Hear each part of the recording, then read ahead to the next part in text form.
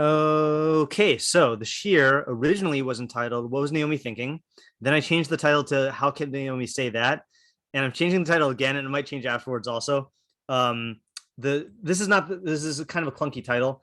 Lessons from Naomi in Judaism's nuanced attitude towards converts. Okay, what happened was I didn't know what I wanted the shir to focus on, and it ended up just getting narrow and narrower. So that's what we're going to frame it for now. But maybe we'll see. Maybe the shir will go in a different direction. This shir was brought to you by Megillas Rus, and I wanted to point out that on Al HaTorah, then Rabbi Novetsky's wife Naima just released a new translation of Megillas Rus, and this is in a similar vein to her translation of Megillas Esther and Sefer Breshis, where she's translating in a way that attempts to capture the nuances of the text, like the nuances and ambiguities of the text, and has a running commentary on like a translation-oriented commentary, which incorporates a digest of Mefarshim and then also like academic sources. So very, very useful. It just went up yesterday, so I haven't even had a chance to explore it yet. But judging by her previous work and by this first parak, then it's as good. It's very useful. Okay, so because this is the first year that I've really like succeeded in like getting into Rus, into the Megillah, then I kind of want, and because we're going to be kind of dwelling on the beginning of this, I want to read most of the first parak, even though the part that we want is only at the end. Okay, because I think, look, I don't know about you, I was unfamiliar with the story, and you know, even though we read it every year, but I just have never learned it inside before. So I want to make sure we're all on the same page. Okay, so we're going to read through. I'll give like a running commentary, but then the part we're really going to focus on is the dialogue with Orpah and Rus, and specifically the last part of the dialogue. Okay, so I'm just going to read it in English. This is my translation, unless I want to highlight something in the Hebrew. And it was in the days of the judging of the judges. Okay, so plain shot is that is the period of the Shoftim. Okay, there's a bunch of drushos, like this was a time when people were judging the judges and the judges needed to be judged. Okay, sometime during the Shoftim period. And there was a famine in the land. Okay, and a man went from Beit Lechem Yehuda to dwell in the plains of Moab. He, his wife, and his two sons. Okay, so Beit Lechem Yehuda is apparently to distinguish it from another place called Beit Lechem, which is in Zvulun. And Sde Moab is like across the Dead Sea outside of Eretz Yisrael. Okay, he and his wife and his two sons. The name of the man was Elimelech, and the name of his wife was Naomi, and the names of his sons were Machlon and Kilion. Ephrathites from the Beit Lechem Yehuda, and they came to the plains of Moab, and there they stayed. Okay, or literally there they were. So a lot of midrashic stuff here, explaining like what's going on. Because spoiler alert, there's gonna be some deaths. Actually, let's just read the deaths first. Okay, and Elimelech, the husband of Naomi, died, and she remained and her two sons. And they took for themselves Moabite wives. The name of one was Orpah, and the name of the second was Rus, and they settled there for 10 years. And also, the two of them, Machlon and Kilion, died, and the woman alone, meaning Naomi, remained alive from her two sons and her husband. Okay, so a lot of drushos here about what exactly, why Elimelech and Machlon and Kilion died. Seems like the general consensus is that Elimelech died because it was a chait to leave Eretz Yisrael. Okay. What the chait was, there's different theories. I think the most well-known theory probably is that even though it was a famine, it was not a famine that was so bad that he had to leave to get food. Okay, like Rashi says, V'yelech ish. So ish can sometimes mean man, and sometimes it means prominent man. So here Rashi says ish is Ashir Gadol Haya Ufarnas Hador. He was a rich man and a leader of the community, of the generation, or Parnas, literally like a sustainer of the community. V'yatem Eretz Yisrael Chutz la'aretz mipnei tsarus ayin, and he left Eretz Yisrael for Chutz la'aretz because he was stingy. Shahaisa eno tsara ba'aniyim. His eyes, he was stingy with regards to the poor people, habayim ledochoko, who were coming to pressure him to give money.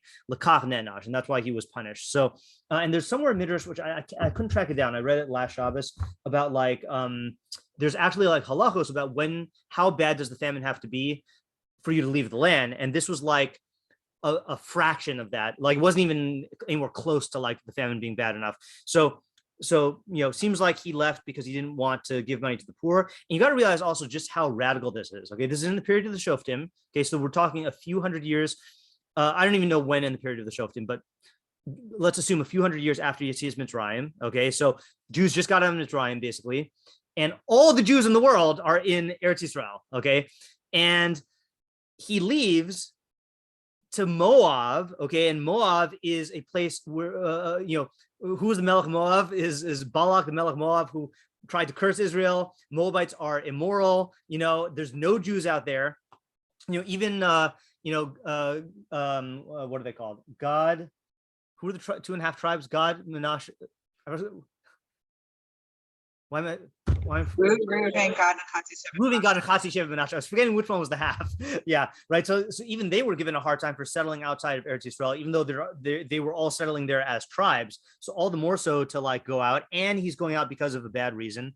Okay, so yeah, not the best decision. Okay, and so that's why he died, presumably, and then we get to something which is a deliberate ambiguity, which we are going to have to take a position on later on, okay, which is Machlon and Kilion married Moabite women, right? So the question is, there's 2 ways to learn that, okay? What are the 2 ways to learn they married Moabite women?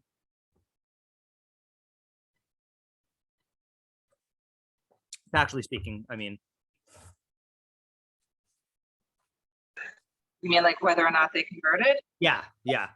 Right. So one possibility is that these were Moabite non-Jewish women, okay, and they married these people married non-Jewish women, okay, which is obviously usher and bad.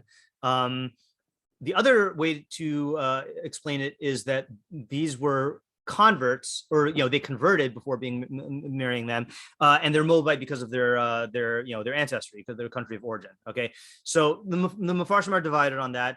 Obviously, if they married actual Moabite women who were not Jewish, then that's even more reason for them to have died. Then that would presumably be the reason why they died. If they were not actually Moabites, if they were not actually non-Jewish, but they were just of Moabite descent, then it's a little bit hard to understand why they died. Okay, but seems like some sort of culpability. Okay, but yeah, so we'll have to come back to that question. All right, so then what happens? Also, you have the names are always significant, but it feels like in Megillus Rus the names are particularly significant. Machlon and Kilion mean basically sickness and destruction, so it sounds like one of these things. Ibn Ezra says maybe they were named that based on something that happened when they were born, but you could also say Tanakh also often gives people bad names if they do bad actions, and maybe this wasn't even the real name. Okay, anyway, so she got up, Naomi, and her 2 daughters-in-law, and she returned from the plains of Moab, for Hashem remembered his nation to give them bread. So famine was over after 10 years, and she left from the place in which they were there, and her 2 daughters-in-law, and she went on the path to return to the land of Yehuda. And just I've been reading this Yael Ziegler book on Rus, which emphasizes a lot of the textual nuances. So it is pretty interesting. It's very hard in Hebrew to not notice. Vatakam she got up, Vikaloseha, and her daughters-in-law, Vatashav, and she returned. All the verbs here, Vatetse, all the verbs here are she's the only actor, even though her 2 daughters-in-law are doing this with her. So she's clearly leading this. Okay, now here's where we start to get to the dialogue. Okay, but so they presumably they get on the path to return to Eretz Yehuda. Seems like they're not quite there yet, but they have they're at the borders. Okay, that's seemingly. So Vatomer Naomi l'shtei chaloseha.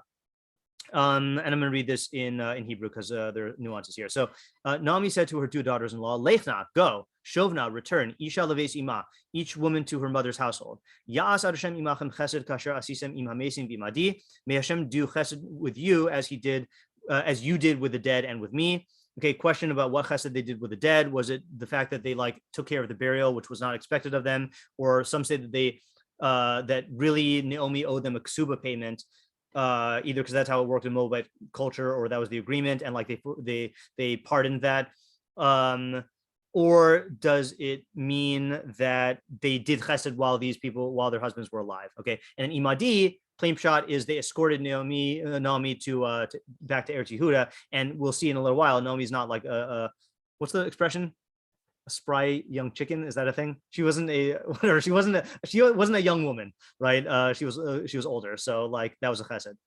Okay, and they didn't have any obligation to her anymore because there's no relation anymore. Yitin Hashem lachem u'metzena menucha. May Hashem provide for you and give you rest. May you find rest. Isha, base Isha, each woman in the house of her husband, meaning may you get married. Vatishak lehen, and she kissed them. Vatisena kolan vativkena, and they raised their voices and they wept. Vatomarna la, and they said to her, Ki itach nashuv lamech. Implied word is no, for we will return with you to your people. So at this stage, so you got to keep track of the dialogue here. So Naomi says, go to your land, and may God bless you, basically. Okay. Then they say, no, we want to come with you. So then she busts out the big guns here. Vatomer Naomi, shovna v'nosai. Naomi said, return my daughters. Lama telachnaimi, why are you going with me? Ha'od li banim b'me'ai, do I have more sons in my womb? V'hayu lachem la'anashim, who will be husbands for you? Shovna v'nosai, return my daughters. Lechna, go. Ki zakanti mihios li'ish, I'm too old to be married to a man. Ki amarti yesh li tikva, even if I said that there's hope for me to get remarried, gam ha'isi halayla li'ish, even if I was with a man tonight, v'gam yilarti banim, and even if I had sons, halahin tasaberna, are you going to wait for them ad asher yigdalu until they grow up? Halahin te'algena levil tehios li'ish, are you going to remain chained, meaning not marrying anyone else, till they become husbands for you? Al benosai, no, my daughters, ki marli ma'od mikem, I am bitter because of you, more than you, not clear here, ki yatsa bi yad Hashem, because the hand of Hashem has gone forth against me.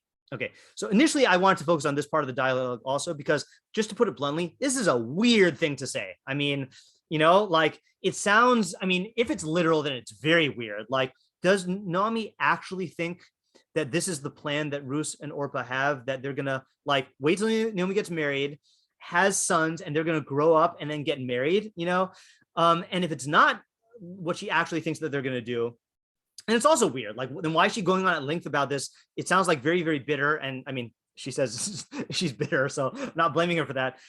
So like, what's the deal with this? So I'm sure there's a lot of good Torah on that, but I ended up not focusing on that part. Okay, except insofar as it pertains to the next part, because what happens? And there's also all this yibum stuff. I mean, this is a big theme in Megillas Rus of halacha yibum is when there's a woman is married to brother A. Brother A dies without having a kid, and yibum is when the woman marries brother B and has a kid, and the kid is basically named, carries on the name of brother A. Okay, so that's the formal version of yibum, but there are other like looser forms of yibum where you marry other relatives. So here you could say that, I mean, it seems like this has something to do with yibum, because Naomi's basically saying, what, you're going to wait till you can do yibum? Like, it's hopeless. Okay, and spoiler alert, there does end up being a sort of yibum with Boaz. Okay, but we're not going to focus on that here. Okay, now this is the part where I am interested. Okay, but Tisana Kolan Vativkena, so they raise their voices and they weep again, ode again. But Tishak Orpah lachamosa, and Orpah kissed her mother-in-law, Verus davkaba, but Rus clung to her, and kissing her mother-in-law, the Mefarshim say she kissed her and left. This is a kissing of departure, but Rus clung to Naomi. Vatomer hine shava yivim teich. So now Naomi says this unbelievable statement. Okay, Naomi says to her, return, shava yivim teich, your sister-in-law has returned Elamah, to her people, the El Eloheha, and to her gods. Shuvi achre yivim teich, go after your sister-in-law. Okay, why is this unbelievable? Well, if Ruth did convert, okay, why on earth would Naomi send her back to Moab? And it's almost like she's digging in. She's going back. Your sister-in-law went to her Moabite people and to her gods. So like, is Naomi like sending her off to go do Avodah Zarah? And even if Ruth is not Jewish, I mean, look, she lived there. She lived with Naomi for 10 years. I mean, and is Naomi, like, would Naomi actually advocate for her to go and do Avodah Zarah, even if she was not Jewish? I mean, it's usher for non-Jews to do Avodah Zarah also. So like, why this extreme statement? Okay, and go after your sister-in-law as if like Orpah made the right decision. It's just a bizarre statement. Either way you cut it. Okay, but even more problematic if you say that Ruth was Jewish. Okay, and it's problematic if Orpah converted, then it's also strange that like Naomi is just like encouraging her, like letting her go, Okay. So then we get to the famous response of Ruth, which we're also not going to focus on too much, except insofar as it helps us to understand what Naomi was doing. Vatomer Ruth said, Al tifki ebi, literally do not entreat me, which the Mefarshim say is Al tiftzar bi, which I translate as do not pester me, because pester sounds like tiftzar. Okay, but it's the same thing. Don't pester me. La'azveich, to abandon you. lashuv me'acharai, to return away from you. Ki el asher telchi elech, wherever you go, I will go. V'asher talini alin, wherever you sleep, I will sleep. Amech ami ve'elohayich Elokai, Elokai Elokai. Your people is my people, and your God is my God. V'asher tamusi amus, where you die, I will die. V'shama kever, and there I will be buried. Ko yaseh Hashem li v'ko yosif. Thus should Hashem do for me, and thus shall He increase, which is a lashon of shavua. Okay, like Naomi Novetsky points out in her footnote. Where is it? Here we go. She points out, of the 10 places in Tanakh in which someone swears in the name of God, it is only here and in Shmuel Aleph 20:13 that someone does so using the proper name of Hashem rather than Elohim. So this is an expression of taking an oath. Okay, ki hamavis yafrid beini uvinecha. Only death will do us part. Okay, meaning only death will separate between us.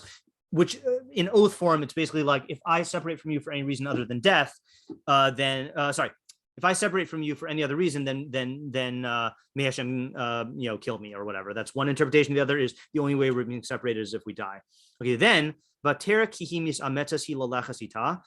Now the translation here is when Naomi saw that Ruth was strengthening herself to go with her, whatever that means. Vatachta l'daber elaha. She ceased speaking with her. Plain shot, she's speaking with her about this matter. I mean, it's not like she gave her the silent treatment. She stopped like telling her about this matter. So the question also is, well, that's like the official end of the dialogue. And you see that when she saw that she stopped speaking with her, then she stopped saying these things. So you see that there was some sort of objective here. Okay. So our questions, basically, I'm going to say my major questions that I want to answer, but I'm fine if you ask questions also. I just can't guarantee that we're going to get to it. It depends. So question number one, so the major question is, like, what was Naomi trying to accomplish in her dialogue with Ruth and Orpah? Okay. So this is to be understood in two ways, which is, if Ruth and Orpah had converted, how could Naomi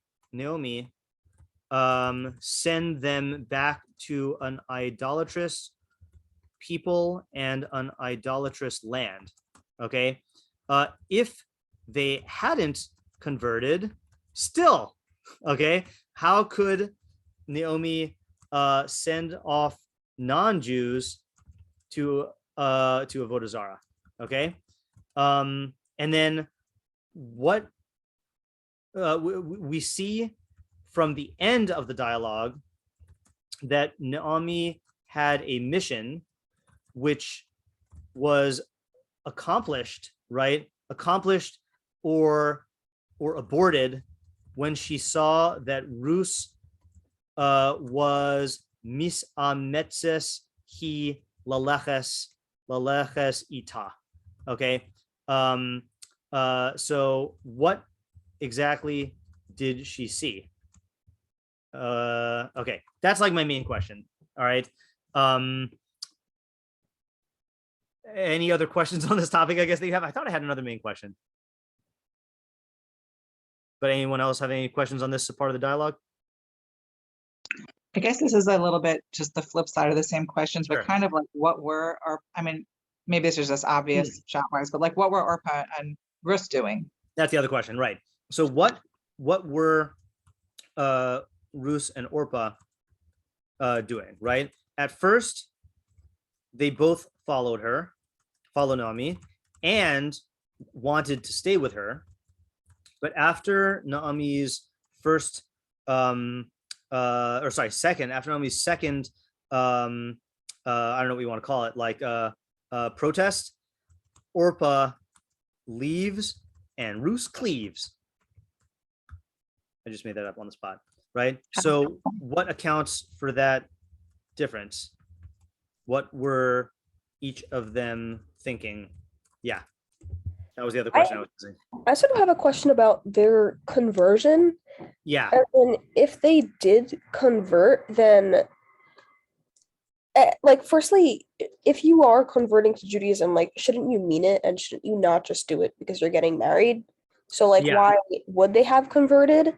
And Okay. then perhaps then her question when she was sending them off was basically giving them a challenge of like, are you committed to Judaism or not? And like giving them some tempting offer of, if you're not committed to Judaism and you're not committed to this ideal, go here.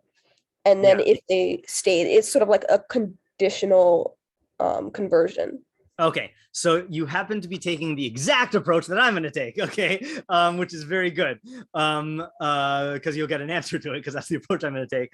But I'm gonna translate that into a question, which is, what do we see? So let's say, hold on a second here, and if also, if what does this reflect about the nature of Ruth's and Orpah's initial conversion, and how could Naomi do this after the conversion? In other words, I think we're all familiar with the fact that before someone converts, then like you have to like see why they're converting and like, you know, discourage them from converting for the wrong reasons. But if they already converted, like she's sending them back to, like, how does she have the right to like do this, you know, to send them back to Moab? Okay, that's exactly the question. Okay, so as Brooke said, there is a path, okay, and the one who states this answer most clearly that I've seen is the Ralbag. Okay, so what I want to do, here's going to be the game plan. Okay, I'm going to show you the Ralbag's approach, and then if you and then we're going to supplement it by showing how this is actually reflected in halacha. Okay, and after we understand that and put a bow on that in terms of the story, I also want to address a topic that you know, there are certain questions. I know you guys all know this, but I'm a ger. I'm saying this in case anyone's listening to this and doesn't know that I'm a ger. And I think if you ask gerim, what are the top 3 questions that you get? Okay, they each have their own list. The number one always is, what do cheeseburgers taste like? Okay, right? But surprisingly, one of the questions that I always get when I'm talking about the process of like conversion is they say like, did they like refuse you 3 times? Did they turn you away 3 times? You know, so this year I finally decided to like take up that topic, and I want to like, and it comes from Rus, so I want to like talk about that also. Okay, so those are going to be the two sections here. One is answer our questions from the Ralbag and the Rambam in halacha, and then go into the thing about like how exactly are we supposed to treat a ger who comes to convert. Okay, any other questions we want to add to the list before we delve in? Okay, so the Ralbag on the Wait, yes. I sort of have a question. Like, it sort of feels like Ruth and Orpah are treated differently somehow. I guess that kind of leads into my question of, I don't think that they converted beforehand, because it seems that like it's fine for Orpah to leave, but then Ruth sort of like commits herself to something when she stays. Yeah, the interesting thing is that up until that point, they are absolutely identical. In other words, it doesn't even say who married who. It doesn't differentiate them in their verbs. They're just regarded as benosai or kaloseha, you know. So only when they're put to that test, then Orpah leaves and Rus cleaves. So like, it seems like that's what actually like differentiates them, you know. Now obviously this comes from decisions or from qualities that they had prior to this, but I'm saying there's nothing in the text that reflects that there's any difference. And there's a lot of midrashim, by the way, about like what happens. Anyone know what the midrashim say happens to Orpah afterwards? It's not good. So I mean, maybe there's different midrashim, but I think in Midrash Rabbah, so she goes and she ends up getting raped by 100 plishtim, and some say a dog, and then she gives birth. She becomes the forebearer of Goliath, the plishti, who ends up fighting against Rus's descendant. You know, so not good. You know, so again, whether that actually happened, Chazal are basically trying to say like you know, like somehow like she deserved that from her you know, decision. Okay. Just quick question. Sure. I think just a factual thing. On what basis do people have to say that they did convert? I mean, it just doesn't look like it or seem like it. Right. So so the Ralbag is going to make an argument. I think Ibn Ezra makes a strong let me just see here. I mean let's see if he says it. someone says, one of the Mefarshim says, like, chas v'shalom, that that nobles of Yehuda, Yehuda was, again, the royalty, and Ephrathites is nobles. Chas v'shalom, that these nobles would have married non-Jewish women. Now you could say, like, okay, fine. I mean, that's a nice don l'kavzchus, but like maybe they did.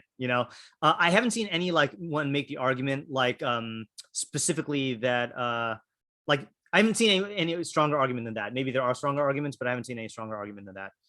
They were already nobles. I mean, they were, because they're from Yehuda and they're identified as such, as nobles. Yeah. Also, it's kind of alluded in Elimelech's name. I mean, this is not really. They say Elimelech either means God is my king, or Eli Tavu Hamalucha, the kingship will come to me.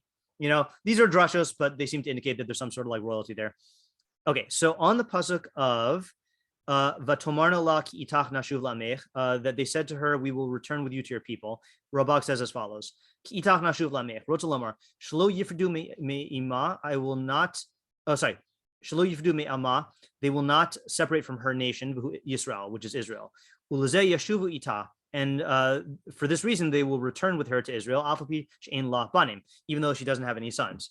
Okay, now here's where he gives his argument for saying that they did convert. It seems like they did convert prior to being married to Machlon and Kilion. And now here's his proof. Boaz, is that you see that we don't find that Ruth needed to convert when she married Boaz. In other words, Boaz does marry her, and if she wasn't Jewish, and Boaz is definitely depicted as a tzaddik, then Boaz would have said that she converted. And in fact, he refers to her as someone who came, who ba lachasos tachas kanfe kanafav, to take refuge under the wings of the Shechina, which is a mashal for conversion, at least in the way Chazal use it. So that's his reason. Again, no one knows for sure, but that's the inclination in the psukim. And then he says, "Ulazosa siba gamkein hayushavos ita," and that's also why they went back with her, because they were Jewish. Ulazeh amru, and that's why they said, "Ki itach nashuv la'amech," we will return with you to your nation. Ach ratasa. Now here's where we get to what Brooke said. Ach ratasa Naomi livchon im nisgairu me'avas Hashem yisparach o nisgairu mitzad cheshkam b'baneha. So Naomi wanted to test whether they converted out of love of Hashem, or whether they converted because they were in love with her sons. Okay, so Ralbag's learning this was a test. Post-conversion, it was a test. Why are you with me? Were you with me just because of your sons, or because of Avas Hashem? Okay. Is that a thing? Yeah. So that's what I want to show you from the halachos. Okay, we'll do the narrative first, and then I'll show you that there is basis that this is a thing. Okay. So then what happens? And so this explains, again, I'm not going to go into the whole thing about the sons, but this is why Naomi makes a big deal about the sons. I don't think it means that she's actually entertaining the notion that Ruth and Orpah are going to wait till she has sons and then marries them. She's basically just like really harshly saying, you're only interested in me because of my sons, and like now they're gone, scram, it's like a harsh, like pushing off. Okay. So I don't think she actually thinks that they're going to wait. Okay, but now the Ralbag goes on, and this is Orpah's departure. Vatishak Orpah lachamosa. Orpah kissed her mother-in-law. Rotzalomar, meaning to say, lihi parted mimena, to depart from her.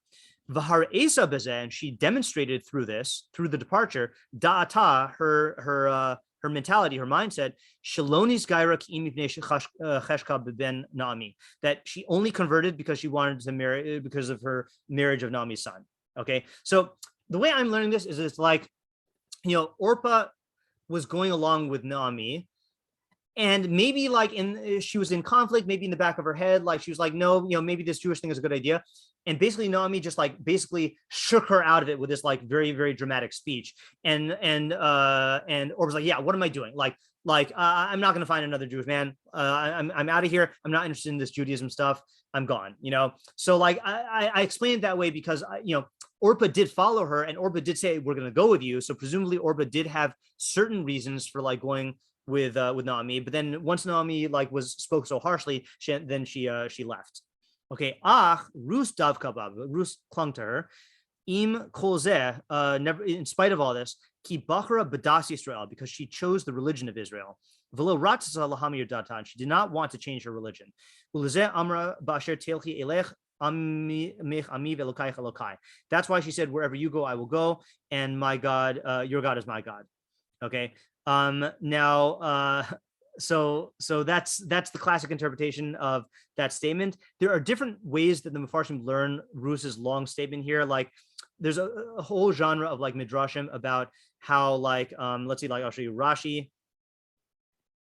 And there's many different versions of this. Okay, so for example, Rashi says, Ki el asher telchi, wherever you go. Mikan amru rabbeinu, from here the rabbi said, ger shabal his gair, a ger who comes to convert, modin lo miktas unshin, you tell them some punishments. Sh'im ba lachzor bo yachzor, because if they want to retract, they'll retract. I don't know if this indicates that Rashi holds that she had not converted yet, and this is the conversion process, or if Rashi is saying that Chazal just attached those halachos to this instance, even though Rus had already converted. Not sure, but he's saying, "Shemitoch devareha shel Rus atalamed," from the words of Rus you learn, "She'amra la Naomi," that Naomi said to her, "Asur lanu lateis chutz l'tchum b'Shabbos." It's also for us to travel past the tchum on Shabbos. Amra la, so Rus said back to her, "Vasher telchi eleh, wherever you go, I will go." Naomi said it's usher to be in seclusion, for a female to be in seclusion with a male who's not her husband. Amar Allah, and so Ruth said to her, Bashar telini alin, wherever you sleep, I will sleep. And so it goes through and gives drashos for all these statements here. Ralbag seems to be learning according to more pshat, which is that basically like I'm sticking with you no matter what, and I'm sticking with your people and your God, not darshaning all these halachos. Okay. I'm really sorry. I Sure. must have missed something. I just didn't understand what you were saying. That Rashi was saying, like meta. What Rashi's saying?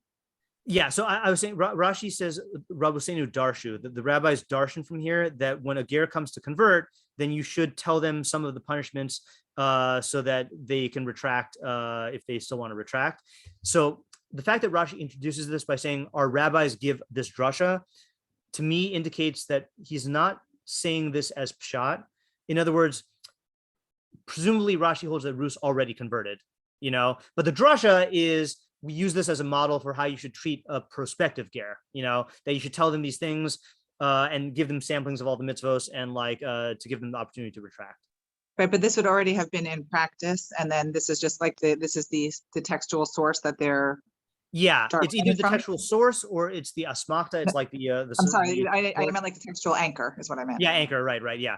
I mean, look, there are some people I don't quite understand this. Some people hold that like there were no formal conversion procedures at this time in Jewish history, and that like this is either like a proto conversion, like before the halachos were established, or these were the actual places where they derived them.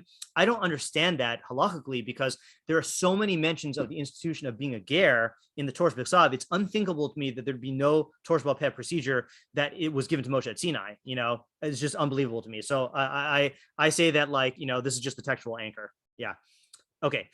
So now one more Ralbag on the commentary here. So he's saying that basically Rus indicated that she doesn't want to change her religion no matter what, and she's in it for the people and for the God. Okay. Then when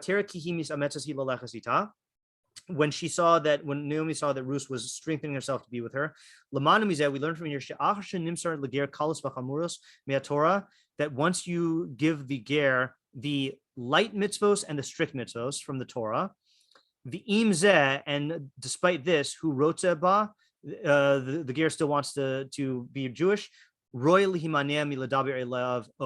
is proper to refrain from talking about them, talking about this even more. In other words, stop like going into halachic, stop giving them halachos and stuff. Just like convert them immediately. Okay, and we're gonna see this when we look at the halachos. All right. Okay, so Ralbag, again, just to summarize here, Ralbag is learning that Rus and Orpah had already converted, but Naomi suspected maybe they converted just because of their attachment to her sons, and she's putting them to the test to see, did they convert out of Avas Hashem, or did they convert because of the sons? So she lays into them with the whole son thing. Orpah is like, oh yeah, she comes to her senses. Yeah, I just converted because of the son. I'm out of here. And Rus says, no, I'm committed to your God. And then once Naomi sees that, she stops pressuring her like this. Okay, now two more things before we look at the halachos. Okay, style of the Ralbag in all of his Nach commentaries is he has a running commentary like this, but then at the end he gives the to'alos, which are the lessons. So he'll say like this is like in Aesop's Fables, the moral of the story is, and then he'll say the lesson. So he says there are two lessons we learn from this interaction here, or from this this first part of the Megillah. Okay, and he says, "Hina hatzulas arisha." The first lesson, hu lahodia, is to teach you. She'ein roy la'adam she'is bolel ba'amim, is to teach a person not to mingle with the non-Jewish nations. About yisrachik mizeh lefi mash efshar, you should distance yourself from them as much as possible. Halo tira, don't you see? Mashakar Elimelech bihitama ubein hagoyim. Look at what happened to Elimelech when he mixed with the goyim. Kizeh hayasiba el shenischatanu banav im benoseim. You see that his sons married their daughters. Umesu hu behem bisman katzar, and he and his sons died in a short time. V'lo nishar mehem davar, and no descendants remained from them. The afal pish nisgairu benoseim. Now this is an interesting thing here. Even though the women converted, lo hispigzeh, this wasn't enough. Ki kavar gadlu b'deos ahem uveminhagim hapchusim. They had already been raised with the false ideas and with the bad minhagim. Minhagim here doesn't mean like customs. It means like values, basically. They've been raised with bad values. And they also spent a lot of time with their own fellow Moabites. And they were not in control enough to abandon all of their ideas. Okay. So in other words, he's saying like, so what he's saying is, do I want to interrupt here? No, I'll read the whole thing and I'll summarize. And how do you see that they hadn't abandoned their beliefs, that Naomi and Ruth hadn't abandoned, that Ruth and Orpah hadn't abandoned their beliefs? Ki amra lahen Naomi, because Naomi said to them, Shetashuvna ish lebesi ma. Naomi told them to return to their mother's homes. Now here's the argument. Velu haisa yodas shem Israelios. If Naomi knew that they were committed Jews, lo haisa machatiosan, she would never have caused them to sin. Okay. Hine yoresh shekavarnis gairu. Oh, sorry. So she's saying basically the only way Naomi would have said, yeah, go back to your gods and to your people, it must have been that that Naomi and Orpah, that Ruth and Orpah were still attached to their gods, to the point where Naomi saw it as basically saying, yeah, continue doing what you're doing, as opposed to like Naomi saying, I'm going to push you off the derech. Okay. So one more line, and then I'll summarize the whole thing. And how do you know that they already converted? So earlier he gave the proof from Boaz, saying that it's clear Ruth already converted because otherwise Boaz would have had to convert her. Here he gives a different proof. Mash Amar Naomi LaRus, from what Naomi said to Ruth, Hine Shava Yivimtech El Amav El Eloha. Your sister-in-law has returned to her people and to her gods. So return implies that she had already come to Judaism and now she's doing reverse tshuva. And I mentioned this before, I don't know about in these shirim, but in Tanakh, the term teshuva is used for good and for bad. So when you are doing a chait and you return to Hashem, that's called teshuva. But when you're serving Hashem and you return to avodah zarah, that's also used as the verb teshuva. Okay. So what he's saying here is he's saying the first lesson we learned basically is if you assimilate, basically, if you intermingle with the non-Jews, then you're going to get influenced. And he says, you see that Elimelech, you see what happened to him and his sons, that his sons married Moabite women. They became immersed in Moabite culture. The women, even though they converted, were not able to abandon all of their false ideas and their bad minhagim, and they spent a lot of time with Moabites. And it sounds like the Ralbag is learning it. He doesn't mention anything about tzedakah like Rashi does. Sounds like he's learning that they died, that Machlon and Kilian and Elimelech died because they got caught up in Moabite society and Moabite ideas, which were not helped by their Moabite wives. Okay, so that's lesson number one. Any questions on that?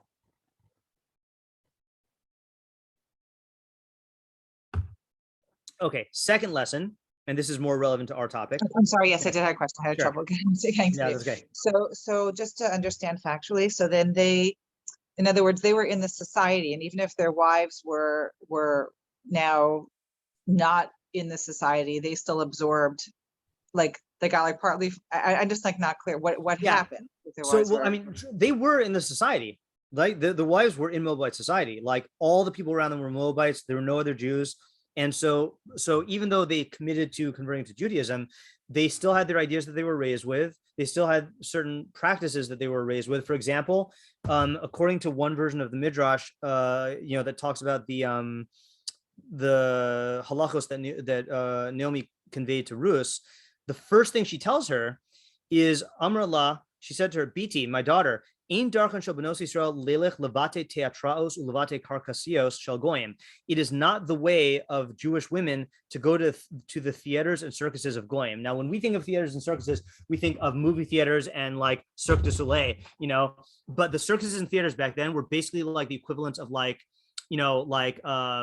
strip clubs, basically, like dens of promiscuity, And so Naomi's telling Ruth this. That's the kind of minhag that the Moabites would do, is being involved in like sexual excess and perversion and licentiousness.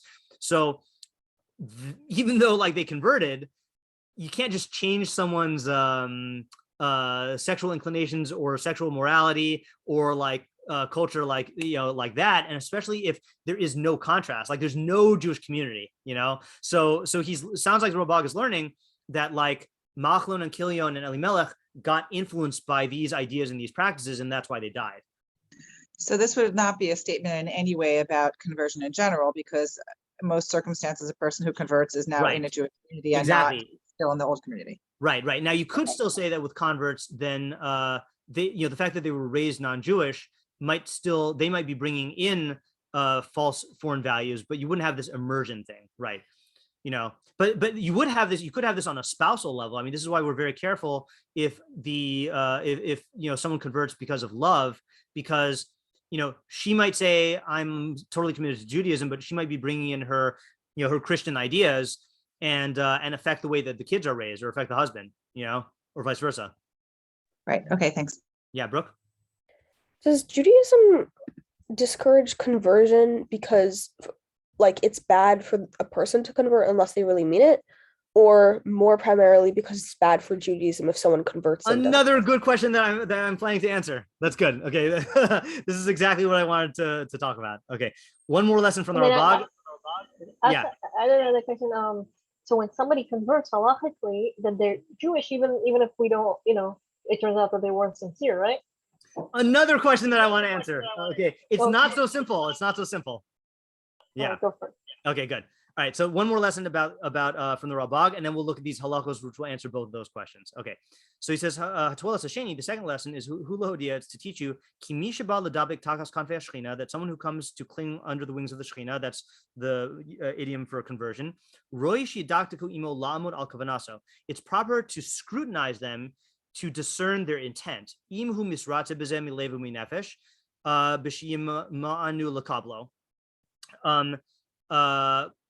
So you have to discern their intent by seeing if they're accepting it with a full heart and soul by refusing to accept them. In other words, you should refuse to accept them.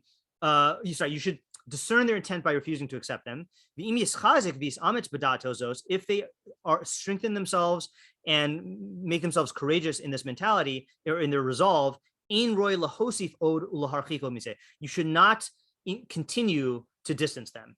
Okay, so this is strike one against the argument of that you should discourage them 3 times. Okay, and we'll see this in the halachos in a second, that it's the goal is not even to discourage them, it's to discern their intent. Okay, and once you see that their intent is correct, you do not continue to push them away. And the Rambam is going to take this very far, okay, like much further than I think we know. For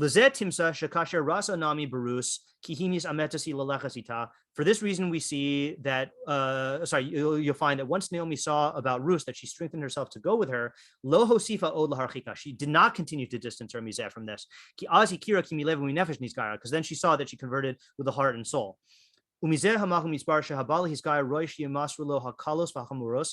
also see from here that someone who comes to convert, it's proper to give over to them the light mitzvos and the strict mitzvos. Strict mitzvos are mitzvos that are chayav, kares or misa, and kalos are all the other light ones, all the other mitzvos. Because then you'll be able to see the potential convert will see what they're getting themselves into when they convert. Then you should distance them a little bit until you establish their mentality, like whether they're serious or not. Once you see that they're firm in their resolve, then you don't continue to distance them. Now, it's a little vague the way the Ralbag is saying it, but the Rambam is going to spell it out in detail.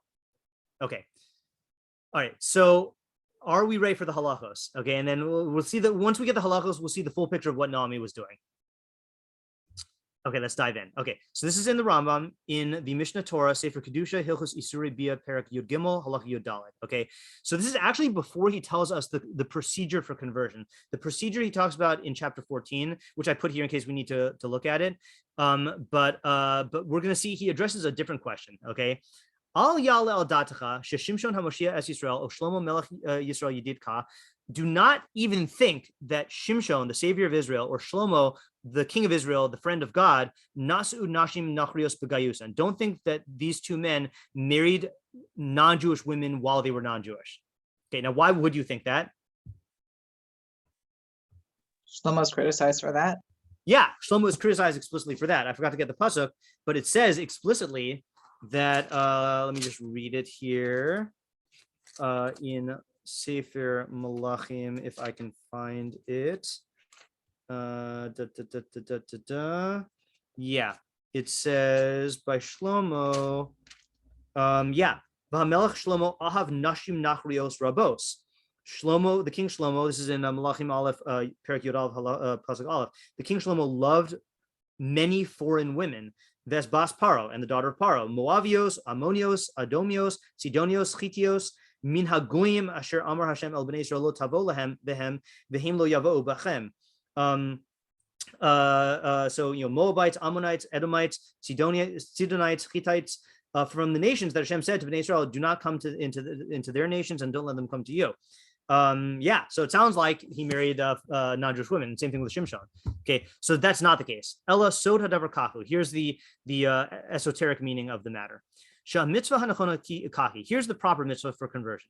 Kishiyavo hager o hagioras lizgar. When the potential convert comes to convert, bodkin achrav shema biglal mamun shiyitol. When he well, you have to check them, investigate after them. Maybe they're coming for the money, right? Jews are rich. Maybe they're coming because they want Jewish success.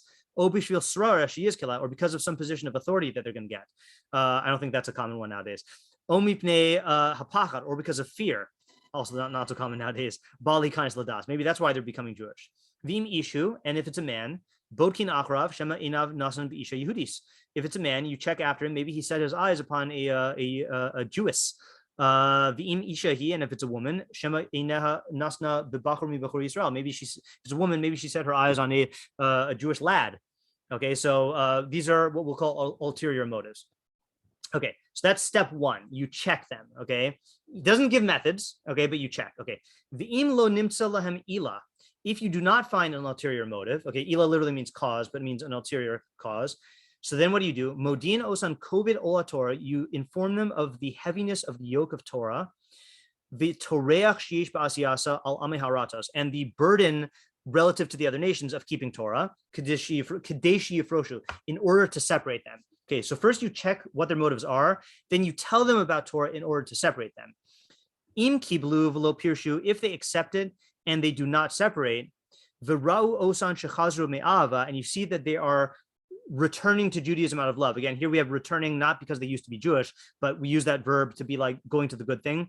They're coming to Judaism out of love. Makabli nosan, we accept them. Shnemar, as it says, Vatera kimis metzas hi lalechas ita v'techla ladaber ita eleha. So when Naomi saw that Ruth strengthened herself to go with her, she ceased speaking with her. Okay, so that basically is the Rambam saying that Naomi saw that Ruth was accepting this out of love. Okay. Now, I'm going to actually go out of order here because he is going to explain what happened with Shlomo, okay? But I want to show you how seriously the Rambam takes this, okay? So this is now when he's going through the procedure for accepting Gerim. Look at what this looks like in practice, okay? Ketzah makam l'ger hatzedek. How do we accept righteous converts? Kishiyavel hizgar v'yivdku acharav lo yimsu ila. So when someone comes to convert and we check and see that there's no other ulterior motive, so that he doesn't elaborate on, Omrila, we say to him, Ma ra'isa shabasal hizgar. What did you see that you came to convert? Or as Rabbi Kletenik said to me in my basing, so you want to be Jewish? Why? Exactly out of the halachos here. So he says, don't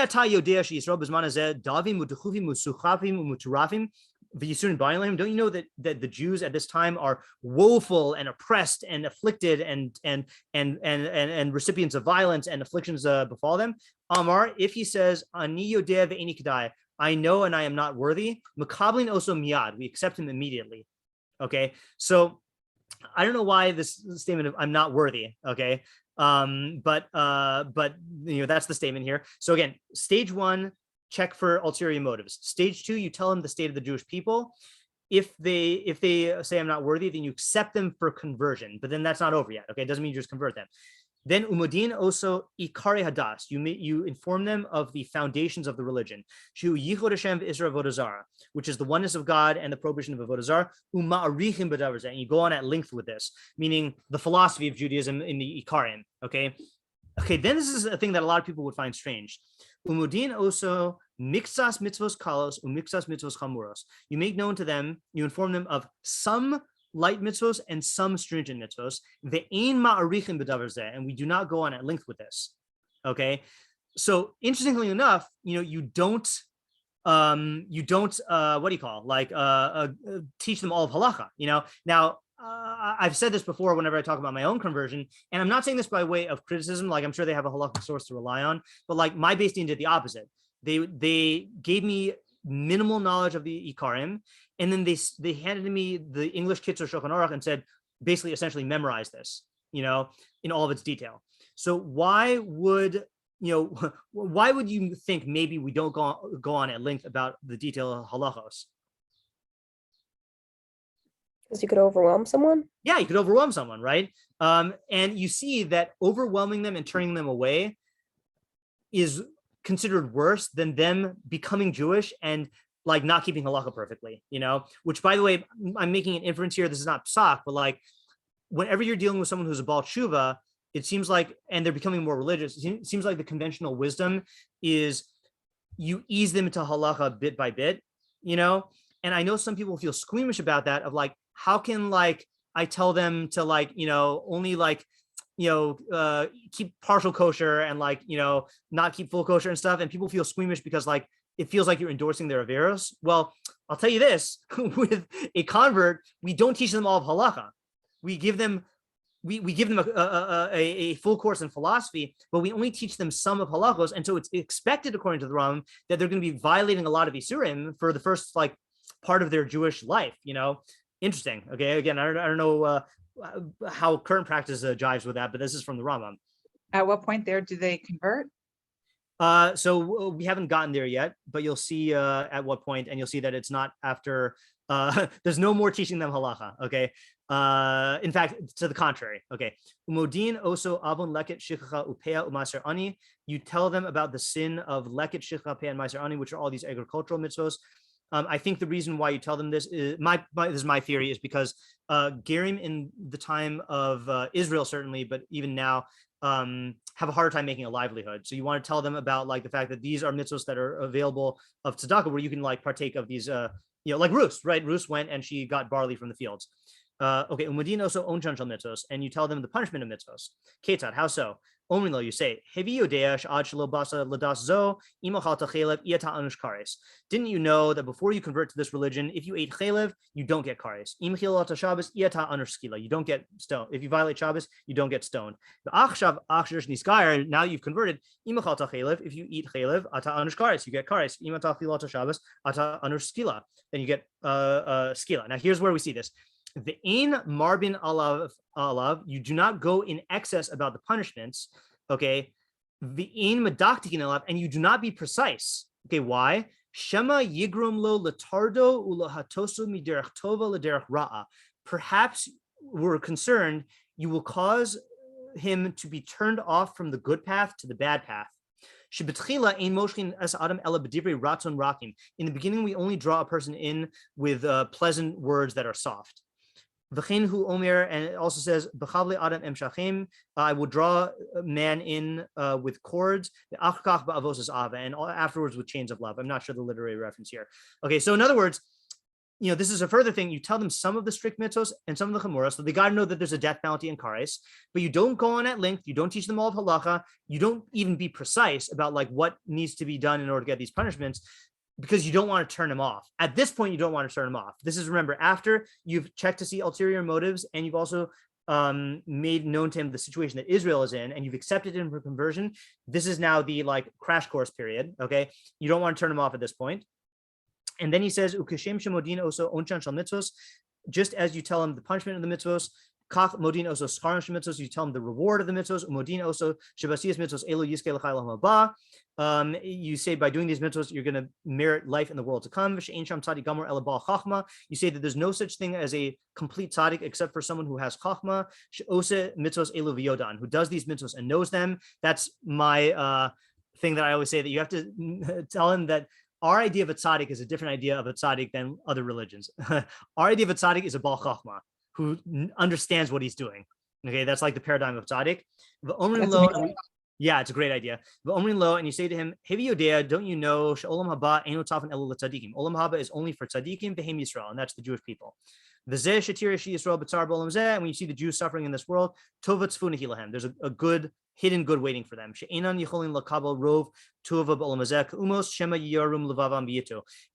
the Jews cannot get all of the good in this world like the other nations, because maybe their heart will become haughty and they'll stray. And they'll lose Olam Haba. As it says, Jeshurun became fat and kicked. And God does not bring only brings upon them these punishments, not so that they'll be destroyed. All the nations will be destroyed, but they will last. When we go on at length about these rewards and punishments for the Jews in order to endear him to Judaism. If he retracts and does not want to accept it, he goes on his way. And if he accepts, okay, so this is the second acceptance. Okay, so again, we have ulterior motive, check. Don't you know that Jews are in a bad situation? Yes, I'm not worthy. We accept him. Give him the crash course, give him the definition of a tzaddik, give him the spiel on Olam Haba. Now we have the second opportunity. If he accepts, if he doesn't accept, he goes on. If he accepts, then we in mashina, so we do not delay. Ella molin oso miyad. We circumcise him immediately, which does not mean that you whip out the knife and go for it. It means that we don't delay in the scheduling of the circumcision. V'im hayamahu, and if he were already circumcised, matifim minu dam bris, we take some of the blood of the covenant. Umashin oso achis rape refuah shlema. We just wait till he heals. Which I could tell you that that's only necessary for the actual bris milah. They do the hatafas dam bris like at the mikvah, and then we dunk him, and he's Jewish. Okay. One more thing. Sorry. Ushlosh omnin al gaba. 3 people stand above him. Umodin also mixas mitzvos kalos, mixas mitzvos chamuros. Pam shnia. They tell him some light mitzvos and some strict mitzvos a second time. V'hu omid b'mayim. Okay, and then he dunks, and when he comes out, then he's Jewish. Okay, so that's the conversion procedure. Okay, so the reason why we went there is to show you that the Rambam says again in Perek Yud Gimel that im lo nimtzu lahem ila, if you don't find an ulterior motive, modino so kovid ola Torah, you tell them the yoke of Torah, v'torech she'eish be'asiyasa al me'aratzos k'dei shifroshu, and you tell them the yoke of Torah and stuff to separate them. If they accept and if they accept and they don't separate, and you see that they're converting out of love, then you accept them. Okay, so I was just expanding on that with the actual procedure. Okay, but now, any questions about this procedure before we go on and explain what happened to Shlomo and Shimshon? Just where is that in the Rambam? It is in Hilchos Isory Bia, Perek Yud Daled is the procedure, and then Yud Gimel is what we're reading right now. Thanks. Yeah. Okay. So lefikach lo kiblu. So again, he just said that we check for ulterior motives. So check this out now. Lefikach lo kiblu based in gerim kol yimei David Shlomo. Therefore, the courts did not accept any converts during the time of Shlomo and David. Bimei David, during David, Shema mina pachad chazru. Maybe during David, it's because maybe they converted out of fear because David was waging wars with all the surrounding nations. Uvimei Shlomo, in days of Shlomo, Shema bishvil hamalchus vehatova hagadola shahaya ba Yisrael chazru. During Shlomo, which was like a golden age, maybe they converted because of Israel was a world power, because of the malchus and the good that Israel had at that time. Okay, now he's going to make a statement here which is going to sound misleading, which is going to pertain to Naomi's question. Anyone who converts from the nations for something which is worldly matter, meaning an ulterior motive, okay, is not a ger tzedek. Now, ger tzedek, the term ger tzedek can be used in 2 ways. Okay, One way is a technical legal term, which is ger tzedek as opposed to ger toshav. Okay, a ger tzedek is someone who converts to full Judaism, all 613. A ger toshav is when you convert to being a ben Noach formally in front of Beis Din so that you can live in Israel, a resident convert. Okay, so that's technical terms. But ger tzedek could also mean a righteous convert as opposed to a non-righteous convert. So at this point, it's unclear what the Rambam means. He says if you convert for an ulterior motive, you're not a ger tzedek. Does that mean that the conversion works, but you're just not righteous, or does it mean that you're not even technically a convert? Okay, he's going to answer it later on, but I'm just pointing out the ambiguity here. Okay, the alpha pichein, nevertheless, meaning even though Beis Din prohibited people from converting during the time of Shlomo and David, gerim harbe misgairim b'mei David u'Shlomo b'fnei hedyotos. Many people converted during the time of David and Shlomo in front of ordinary individuals. So halachically, the only requirement for conversion is you need 3 Jewish males who are kosher to be on a Beis Din. They could be total ignoramuses. If you do bris milah and tevilah in front of them, then that's a valid conversion. So we'll call that like an illegal conversion, a lay conversion, that it works legally, but it was not with the approval of Beis Din. Okay. This is where we start to see what Naomi was doing. And Beis Din Hagadol, this is actually our key phrase here, would be concerned about them. Choshesh is to worry about them. Lo dochinosan, they would not push them away. Achar shetavlu mikol makom, since they did immerse in a mikvah. Velo makarvinosan, and they would not bring them close. Ad shetire acharisan, until they could see what the ultimate outcome would be. Okay, so not pushing them away and not bringing them close. Okay, so hold on to that thought. He's going to now explain Shlomo and Shimshon. Ulfi shagir Shlomo nashim v'nasan, and since Shlomo converted women and married them, which, by the way, we don't do conversions during the time of Shlomo. Oh, guess who converted during the time of Shlomo? Women. Guess who converted them? Shlomo. Okay, so I mean, you know how mad people get, let's say like during COVID, when like you catch like the Obama's throwing a party and like violent COVID restrictions, or like Boris Johnson. Imagine Shlomo Melech's time, no Beis Dins are doing conversions, and then they find out that Shlomo's converting people. Not the best thing, not the best look. V'chein Shimshon gir v'nasa, and Shimshon also did this. He converted in women. V'hadavar yadua shelo chazru elu ela b'shvil davar. People knew, it was known that these women only converted because of an ulterior motive, right? For political reasons, let's say. V'lo alpi Beis Din gairum, and they did not convert through Beis Din.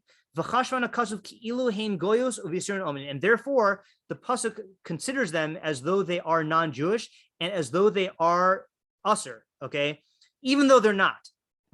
V'od shehochiach sofan al tchilasan, we see that their end reveals their beginning. Shehin ovdos avodah zara shalahen, they did avodah zara. Ubanu lehen bamos, they built bamos. V'hela alav, and they brought korbanos on them.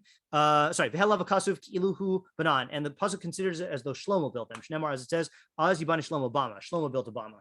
So in other words, they turned out bad because they didn't convert for the right reasons. Okay, now the Rambam clarifies what the halachic status is of these people. Okay, ger shelo badku acharav, and this is an unbelievable halacha. Okay, scary halacha. Ger shelo badku acharav, if you do not investigate after a ger, okay, to see what their motive is.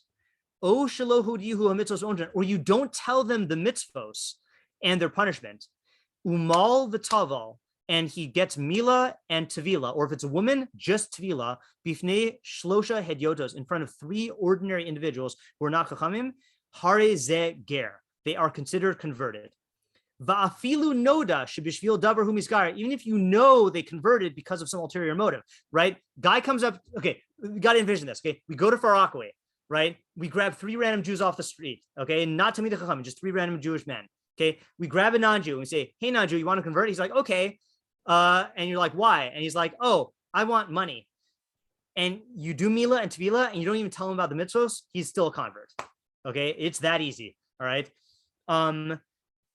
So what happens? So noda should be shvil davar whom he's got, even if you know he converted because of some reason. V'hoyel umal v'tava, once he does milah and tevilah, yatsa michlal goyim, he leaves the definition of goy.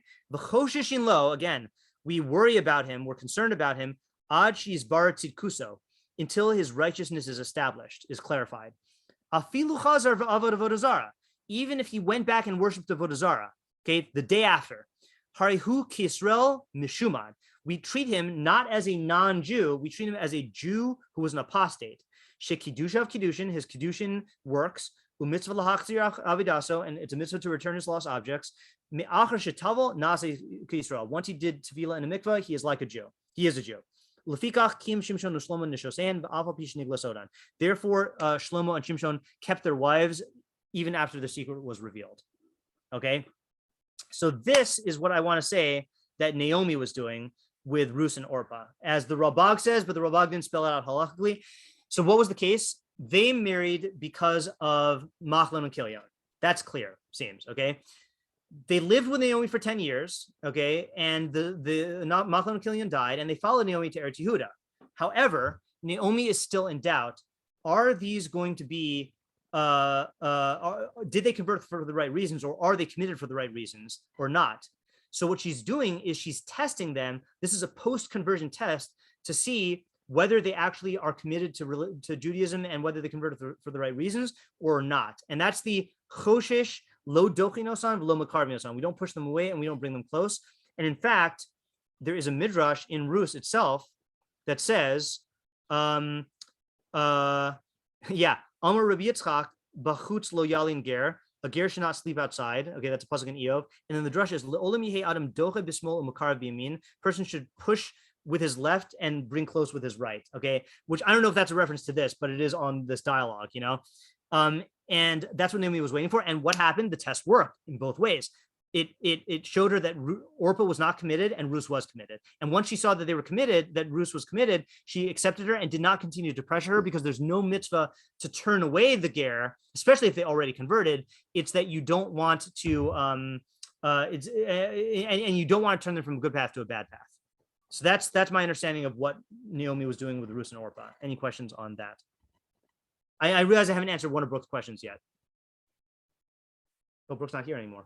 So I'm sorry, I have a lot going on in the background. I'm really trying to follow it. Did I miss, was it just because this came situationally, it just came to, like, push came to shove and she had to make a determination versus just not pulling them in and not pushing them over? Okay, so I have not answered that yet, and I'll answer that right now. Again, this is going to answer Brooke's question. I forgot how she formulated her question. I was going to ask her though. So Rambam ends with this halacha, which sounds very harsh, okay, but for a reason. Because of this, because of all this stuff about checking out their motives. Amru Chachamim, the sages said, Kashin lahem gerim l'Yisrael kinega tzaras. Gerim are as difficult for Israel as a tzaras affliction. Okay, now it's a question, what does he mean by that? Okay, like, what is the analogy there? I don't know what the analogy is. Sheruban choser bishvil davar. The majority of gerim convert for the wrong reasons. Umatin es Israel, and they lead the Jews astray. The kasher hadavar lifrosh mehen. Oh, I remember Brooke's question. Kasher lehen hadavar lifrosh mehen achar shnisgaru. It's very difficult to separate from them after they have converted. Okay, say ulama, meaning once they come into the nation, it's very hard to kick them out of the nation. Okay, say ulaman ma'ir b'midbar b'maseh ha'egel. Go and learn what happened in the midbar with the incident of the egel hazahav, the golden calf, of the kivros hatava, and the graves of desire. That's with the quail. V'chein rov hanisyonos, and likewise the majority of the trials, meaning of the bad things that happened in the midbar. Ha'asaf suf hayu bahen tchila. The mixed multitude was there at the beginning. So the Rambam is saying basically, we are very careful. This is why we have to be very careful to not let in gerim unless they have the right, they're doing it for the right reasons. And Brooke's question was, do we scrutinize so much for their sake, for the ger, or for the sake of Klal Yisrael? I would say that both are important, but the real thing is, I think the big concern is for Klal Yisrael, that you don't want to let people convert if they're not going to stick to it, or if they're not committed for the right reasons, because it can harm Israel, and I think that's what Naomi was doing. They were going back to Eretz Yehuda, and these are Moabite women who still were steeped in Moabite ways, and she doesn't want them to infiltrate and get into Klal Yisrael, especially during this this period of unrest and instability, where they might be influenced. Brooke, I'm answering your question now. Naomi's doing this because she doesn't want these converts to come into Eretz Yisrael if there's a chance that they're going to influence Israel badly, because Naomi has a responsibility to keep Klal Yisrael free from these types of bad situations, even to the point where she's willing to say, like, okay, go back to your gods, And that might be bad. Look, that is bad for Orpah. Orpah is went back and like became involved in avodah zarah. But what would have happened if she stayed in Israel? There's a chance that she could have brought her avodah zarah in there, and then that would have been bad for Klal Yisrael. So we are concerned about the nation. Okay. Could you say that the fact that she said you go back to your gods also like just kind of makes it a little bit clearer, like to the person that that like to the person that she's I don't know what the right word is, that she's kind of testing, like kind of like this is what's on the line, like where do you stand? Right. Yeah, it does seem that way. I mean, technically speaking, she didn't, and again, for all intents and purposes, she did say this to Orpah, but she didn't actually tell Orpah or Naomi to go back to their gods. She told Orpah to go, and she told Naomi, sorry, I keep saying Naomi. She told Orpah to go, and then she told Ruth, she told Ruth that Orpah went back to her gods, So she didn't go so far as to actually say that, but I agree though that statement that she made to Ruth does have that effect of like, she went back to her gods. What are you going to do? So it does have that effect. Yeah. Okay. So I think that explains the dialogue. Okay. Now quick aside. If we still have a few minutes here, or if you have to go, you have to go. What's the deal with this thing of turning away a ger 3 times? So I've heard this. I assumed it was a folk halakha or a fake halakha, like, the halakha that you're not allowed to be buried in a Jewish cemetery if you have a tattoo, right? So that's clearly, there's no source that says that, even though it's usher to get a tattoo, there's nothing that says that you're excluded from cemetery if you have a tattoo. So I used to think that this was a fake halakha, okay, until I found this midrash. Okay, Midrash Rabbah on Rus says, Shovna benosai lechna, return my daughters and go. Rabbi Shmuel bar Nachmani b'shem Rabbi Yudan Rabbi Chanina. So that guy said, B'shlosh makomos ksiv kan. There are 3 places in Rus where it says Shovna. Okay, Shovna, Shovna, Shovna. Return, return, return. Keneged shalosh pa'amim shedochin es hager. That corresponds to the 3 times we push away a ger. Vim hitriach yoser mikan makabli. And if he burdens himself more than this, meaning if he keeps persisting, then we accept him. Okay. So this is a midrash, okay? And it sounds like it's saying that we push aside a ger 3 times, okay? So it sounds like it is a real thing. Not so clear. Okay, here's the problem. Problem is the Rambam never mentions 3 times, okay?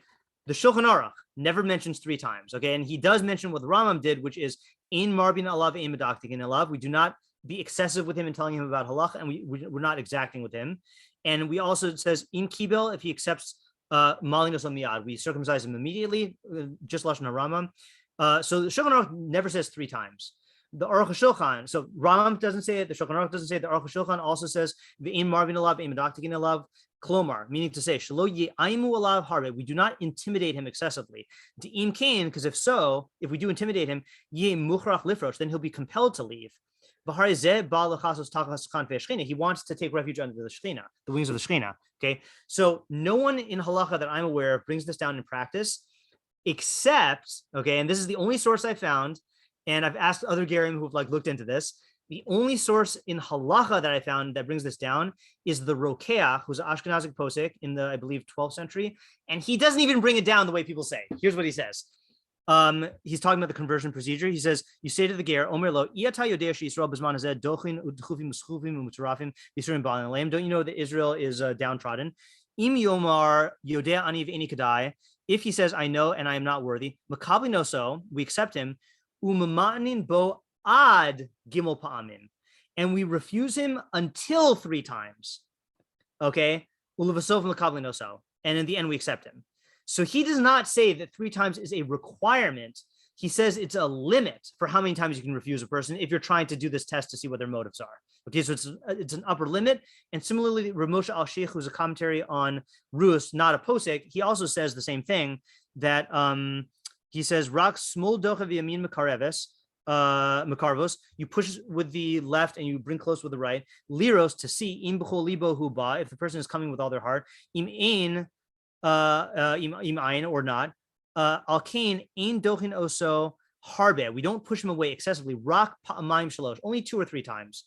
V'im omer aval pichein Oz must be in low panim. And if he still says that he's in on it, then you favor him. You show him the happy face. Okay. So in other words, they're not even saying that we have to refuse a person 3 times. He's saying it's an upper limit. Okay. So I'm still convinced. So again, no one paskins that you have to do this, and even the ones that talk about it in a halakhic way say it's an upper limit, not a requirement. So I still think this is a full halacha, even though it does have a root in the midrash, but not in a halakhic text. And furthermore, I saw this amazing Gemara. Okay, another this I just found today. Okay, so it's talking about this mysterious character Timna. Okay, so it says in Bereshis 36:12, the Timna haisa pilegesh leEliphaz ben Esav. Timna was a concubine of Eliphaz, the son of Esav. V'teled leEliphaz as Amalek, and Eliphaz begat Amalek. Ela b'nei Ada eshes Esav, and these are the sons of Ada, the wife of Esav. Okay, then later on in Bereshis 36:22, it says Vayihu b'nei Lotan Hori v'Hemam v'achos Lotan Timna.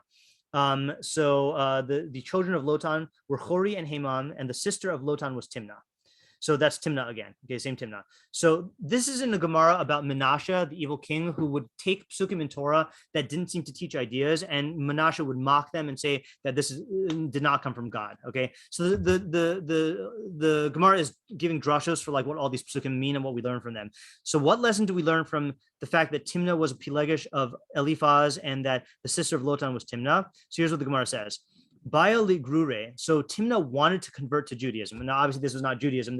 She wanted to convert to the religion of Avraham, Yitzchak, and Yaakov. Basa etel Avraham, Yitzchak, and Yaakov. So she came to Avraham, Yitzchak, and Yaakov, which meant she must have lived for a long time. Okay. V'lo kibluha, and they did not accept her for conversion. Halcha, so she left. V'haisa pilegesh leEliphaz, and she became a concubine to Eliphaz, ben Esav, the son of Esav. Amra, she said, Mutav tehe shifcha le'uma zo, v'lo tehe gvira le'uma acheres. Better that I be a maidservant to this nation of Israel than to be a prominent woman for another nation, which is a good thing. She's saying, I want to attach myself to this nation no matter what. And even if I can't convert and I have to like marry, Esav's grandson, Esav's son, then I'll do it. So that's what she said. However, nafak mina Amalek. Amalek was a descendant of hers, the Tsa'arinhu Yisrael, that afflicted Israel. My taima, why did Amalek come from them? Delo ibayalhu l'rachaka, because the Avos should not have pushed her away. Okay, so Rashi explains. Mutav she'eh shivcha zo. Okay, so again, I explain that. So Rashi says, what does it mean l'rachaka? Mitachas kanfei shchina, shayalem l'gaira, that they pushed her away from taking refuge under the Shekhinah, and they should have converted her. Okay, and the Maharsha also says, Darshu bo dehachik amar. The Chazal explained that this is what is being said. Mishum lo kibluha Avraham v'chulei. Since Avraham, Yitzchak, and Yaakov did not accept her for conversion, hutzrucha lius pilegesh leEliphaz. That forced her to become a concubine to Eliphaz. Ba'amra mutav teishivcha v'chulei, because she wanted to be part of the nation. V'aydezeh ne'en shuhim. Therefore, they were punished. Avraham, Yitzchak, and Yaakov were punished. Shenoldu mimeno Amalek detzarinu Yisrael. That Amalek was born and he afflicted Israel. So the whole origin of Amalek, again, hard to tell whether this is like Chazal believe this is literally true, but they're saying an idea that Avraham, Yitzchak, and Yaakov should not have pushed Timna away from converting, and because they did, then they got punished by having a thing that became destructive for the Jewish people. So the moral of the story also is that just as if you accept a Jew for conversion, just if you accept a ger for conversion who is not committed, that will harm the Jewish people. So too, if you push away a ger that was sincere, then you're doing harm to the Jewish people. And again, I belong to these, a couple of these like Facebook groups, the secret groups where it's only gerim or people who are in the conversion process and they don't let in any born Jews. And you have all of these like stories about gerim, like these horror stories, and many of them are cases where these people really wanted to convert and were either kept waiting for years or were given horrible experiences by Rabbanim. And then what happens is they give up, or worse, they convert conservative, and so like, it is a real problem nowadays that, that there are, it's a delicate balance. I don't envy Bastin who's in this position, but like, a ger, the Torah, it's funny. The Torah is very loose with the technical requirements to become a ger, mila and tevila, or if you're a woman, just tevila in front of 3 dayanim.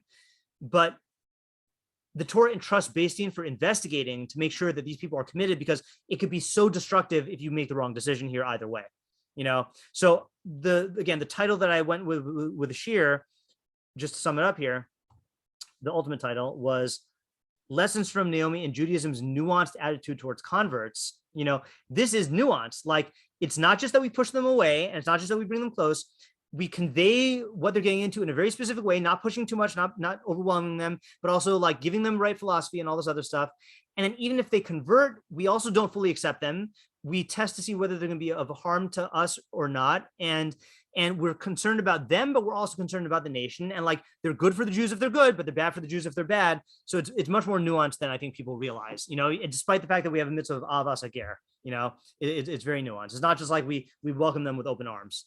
And again, I include myself in that. I'm a ger. So like, you know, if a born Jew were giving this, then they could say, oh, you're just prejudiced against gerim. Well, I'm not prejudiced against gerim. So, So does this go back to the initial, the part of in the Rambam where it says that, you know, you check to see their motivation and you check to see if they're okay with the state of Klal Yisrael, like if they understand and they want, I mean, I can think that's, you know, an expression of the state of Klal Yisrael, that there's a hashgacha that relates to us, that we have a place among the umos and how things are going, that if the person is they want to be part of that, like that's something that they understand, and it's not, that's like an orientation of the soul, I would say, and that if that criterion is there, then it's appropriate for them to be there. It does seem that, it definitely seems like that. I just want to point out though that there are two things. Don't you see what state the nation is in? And if he says, yes, I'm not worthy, then you accept him. Then you go into the philosophy and the mitzvos and the punishments and the hashgacha and the reward. And then there's a second acceptance.